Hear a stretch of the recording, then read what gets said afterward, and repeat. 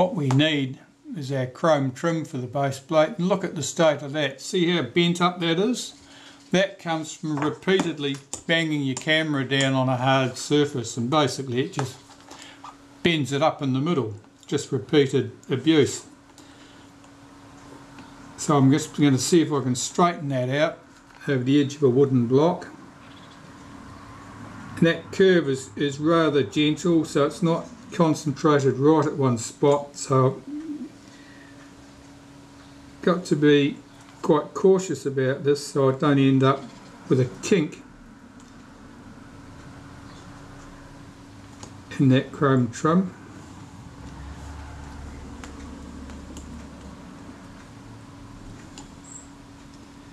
But if I get it right, I should get this trim nice and straight. You can see it's got quite a nerk right there. You can even see a dent in it right there where it's been thumped.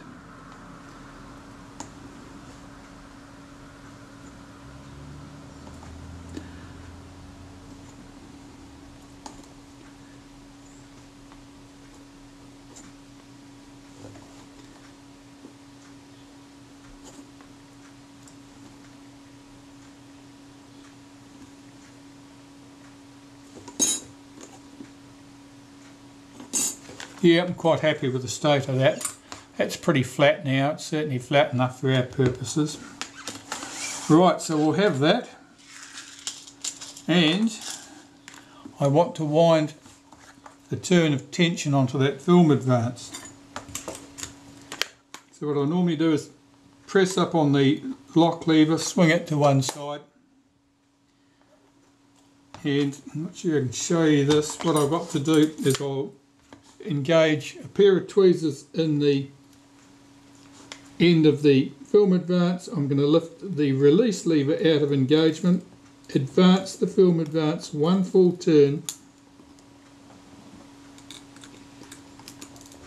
and then drop both the lock lever and the release lever back into engagement. Now, without hitting the film release or the lock lever supporting the camera in the air, I can put the base plate on and get at least 3 screws in here.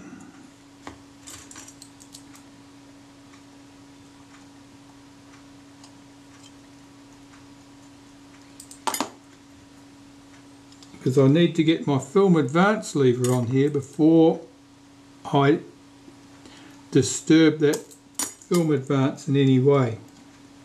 Otherwise it'll unwind and I'll have to do this all over again. Alright, so those are fine. I'll put my film advance lever on there to get a screw in here.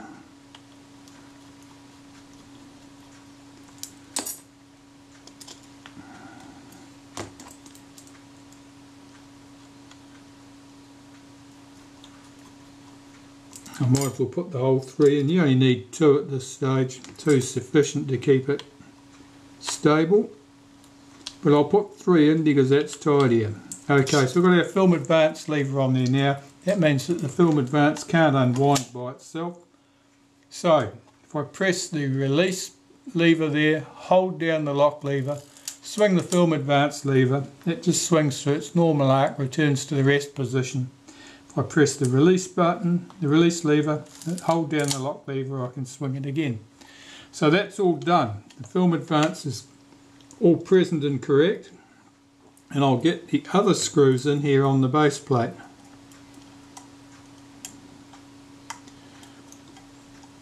Be careful when you're doing this that you are not accidentally using the chrome screws that need to go into the top cover, because they're the same size.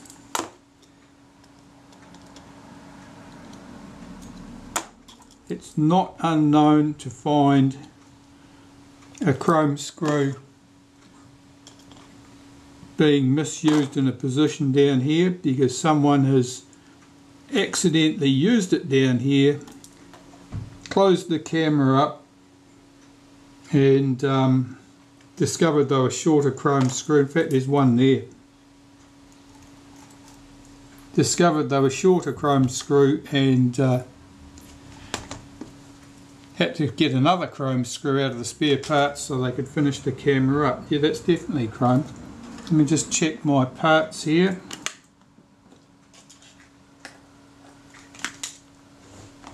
To see if it's me or someone else that's made the mistake.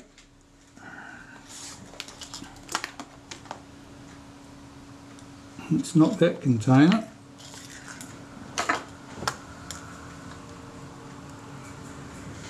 Here we go.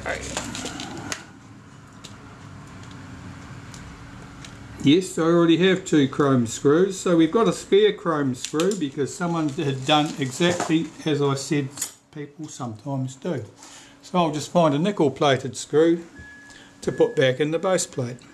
The reason why I'm keen to replace that chrome screw in the base plate is because chrome plated screws are easily damaged, therefore frequently damaged, and it's always handy to have one available to use. Let's put this nickel plated one in here.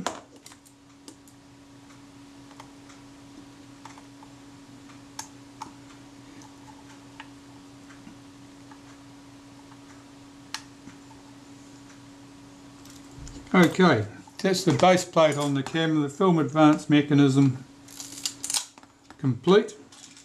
And next we need to start doing more on the top, the shuttercocking rack and so forth.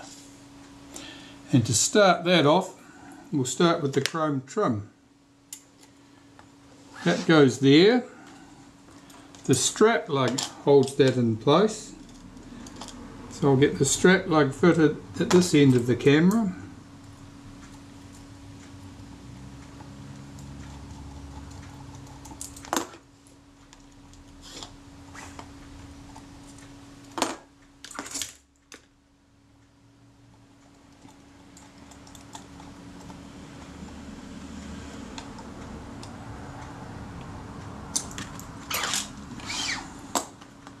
Just move my rubber band. Okay, shuttercocking rack time. Now we have our new shuttercocking rack, so let's put that in place. First I'll check the fit.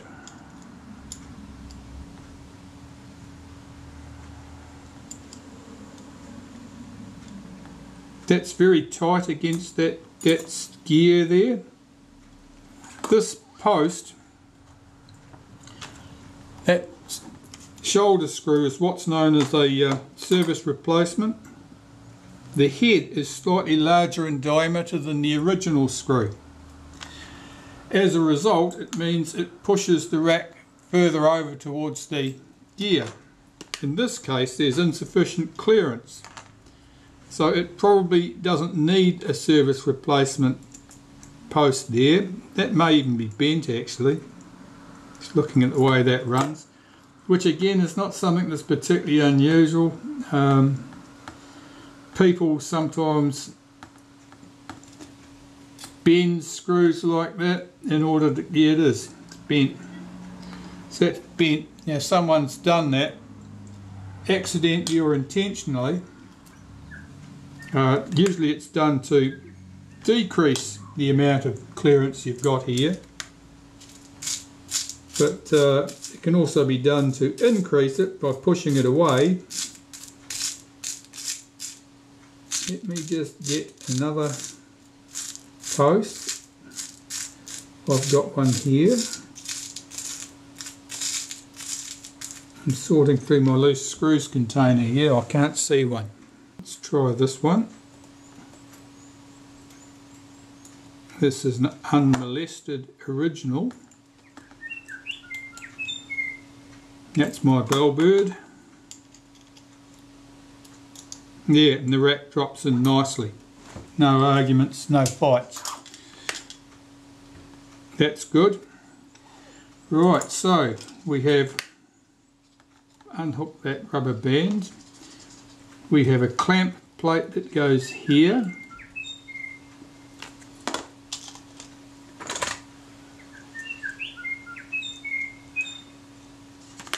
He's very loud today.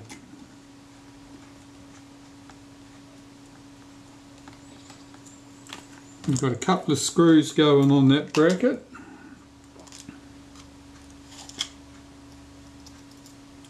That one's a bit chewed up looking. Someone's had a go at that with an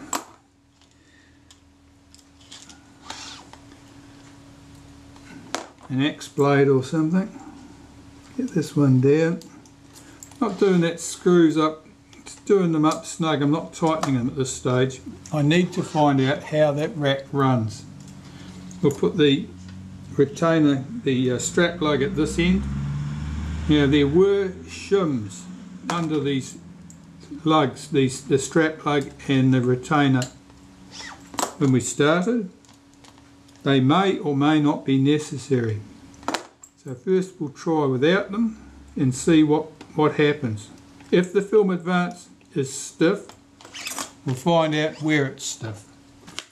Okay, so press the release button, hold down the lock lever, swing the film advance it doesn't want to complete. So something's not right. Let's try slackening the screws at this end.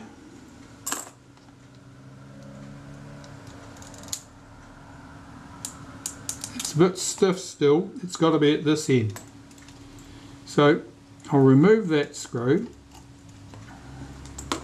slacken its mates, I'll put a shim under that screw I've just taken out, and we'll see if that makes the difference. I'll start with the thinnest of the shims, and I'm pretty sure that's what we took out from there to start off with.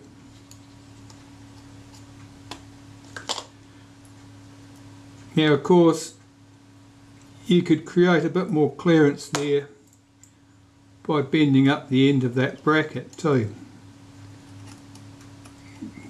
But that's not as nice. We don't like to do things like that. People think we're butchers. Okay, so it's still a bit tight. I'm going to try a thicker shim there.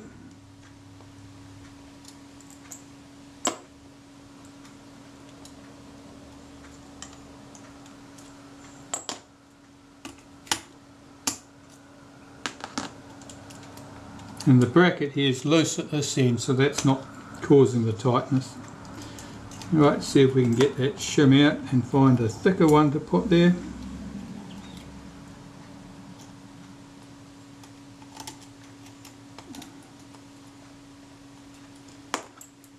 Not so easy.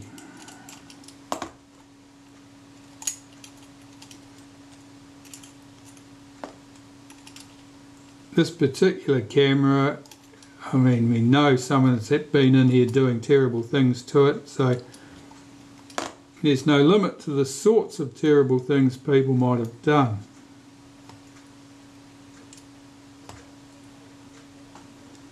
Now I've got two washers here. This one is the next thickness up from the one we've just used.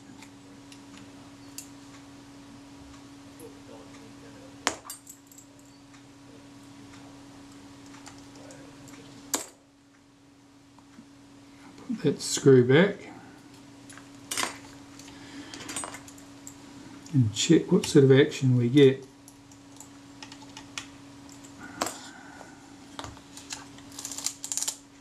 Yep.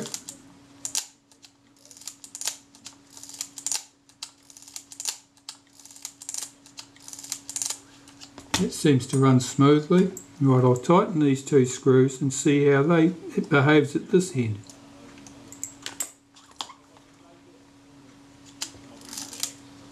It's jammed, so we certainly need shims under this end too.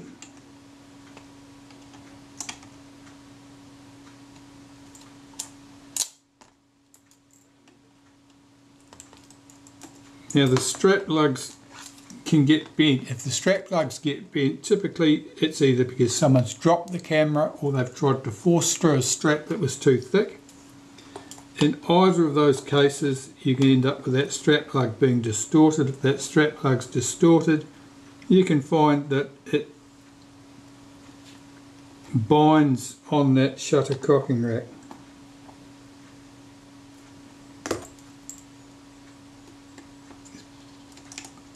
Put that shim under there, see what we get.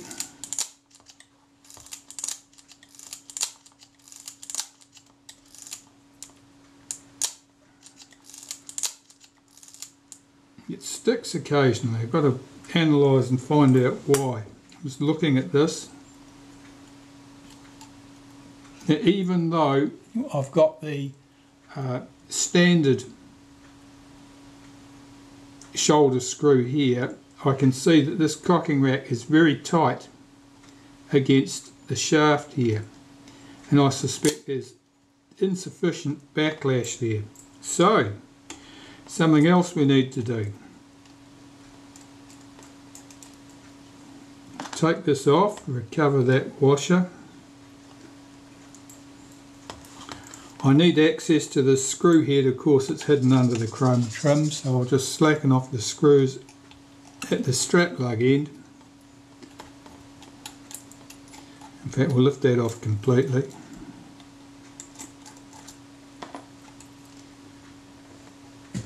What we're looking for is more clearance here. What I'm going to do is loosen this screw and pull the film advance all the way to the front as far as it'll go, retighten those screws, and that should give us a bit more clearance, because it's just moved this shaft further forward. Put the chrome trim back, put the strap lug back, and I think we'll be in business.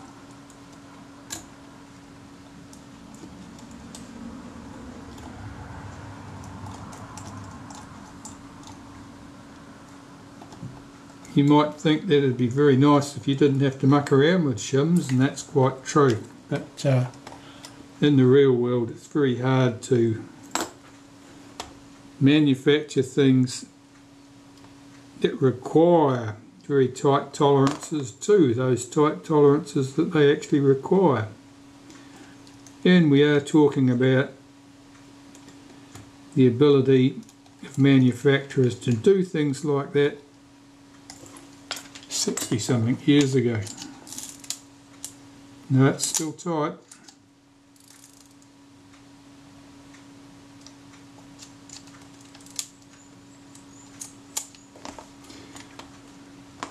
Let's take that off and have a look. Oh, let's take that screw out.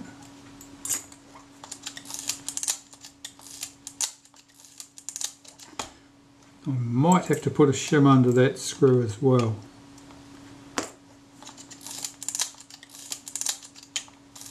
It's certainly something to do with the shims. Alright, so we did have two shims under here previously. I've only got one at the moment. Let's put a shim under here. Since we have three shims to use, we might as well use the three shims we've got. They're not all in exactly the same place as they were, but we'll make good use of them. This is the finest of the shims. It's a blue steel shim. Let's see if that'll do it. Yeah. Okay. So film advance nice and smooth now. Nothing sticking.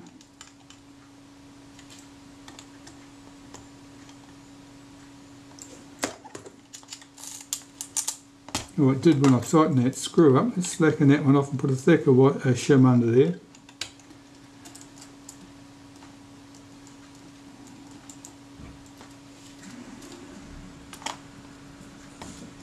Oh, I have to find one. I'll get my collection of clever shims. Right, I've got one here. We'll try that.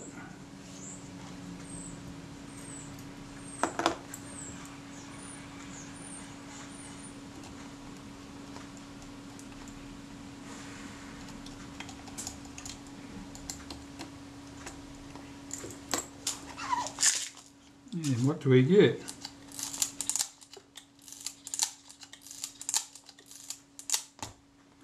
That appears to be it.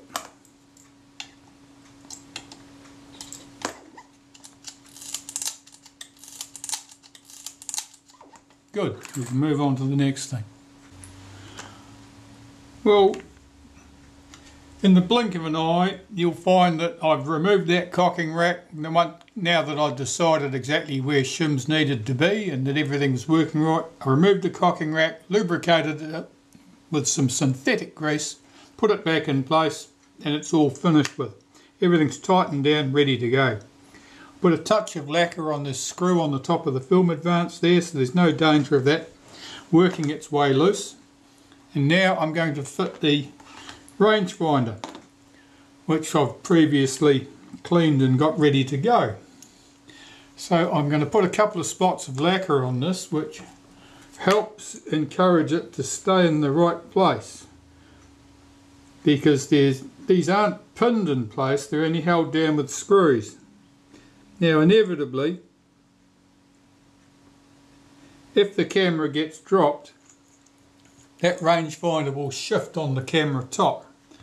It doesn't shift far, I mean the screws will prevent it from moving any particular distance, but it'll move far enough that the adjustments will be out. So by putting a touch of lacquer under there, it makes it much harder for that to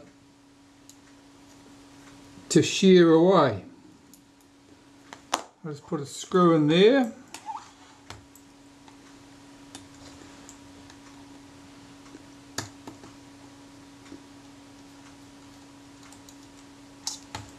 That's in place. Now I've got to drop the other one in from the top pretty much.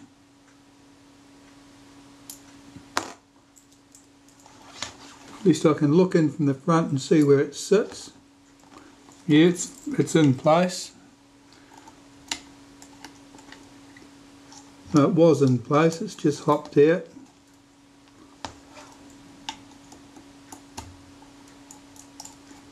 That's better. Now normally I square this rangefinder up on the camera top. As I say, there's a little bit of play in those screws. And I'd normally pull it back hard against the stop. So at that stage it's nice and square to the body. And it's in a fixed and firm position.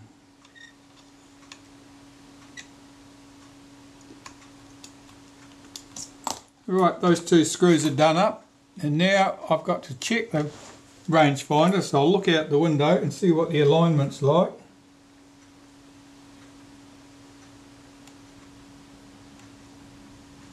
The horizontal alignment's a little bit out, it doesn't come back all the way to infinity, so I'll make my adjustment. This is the lock screw, this one towards the back. Undo that. And this screw here is the adjustment. I'm just going to rotate that slightly anti-clockwise and see what I get. Obviously not far enough.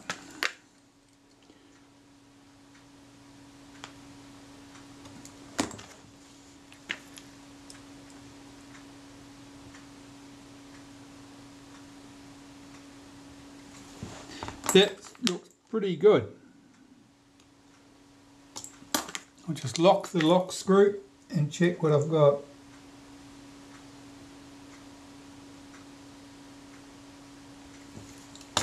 It's the images converge just before you get to the infinity point, so I've got that a little bit too far adjusted back. Let's come back a little bit.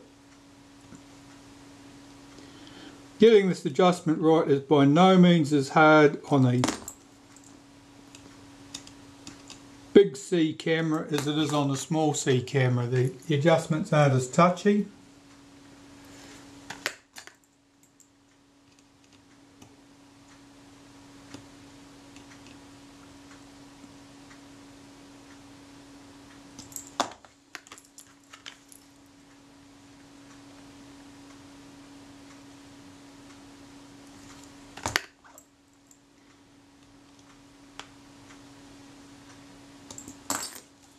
What I want is the images to coincide when viewing an infinity target just as the focus scale ring reaches the infinity stop. Not before, and certainly not afterwards. That's good, that's working really well. So that's my rangefinder back on the camera, and so I can close up the camera top from this position.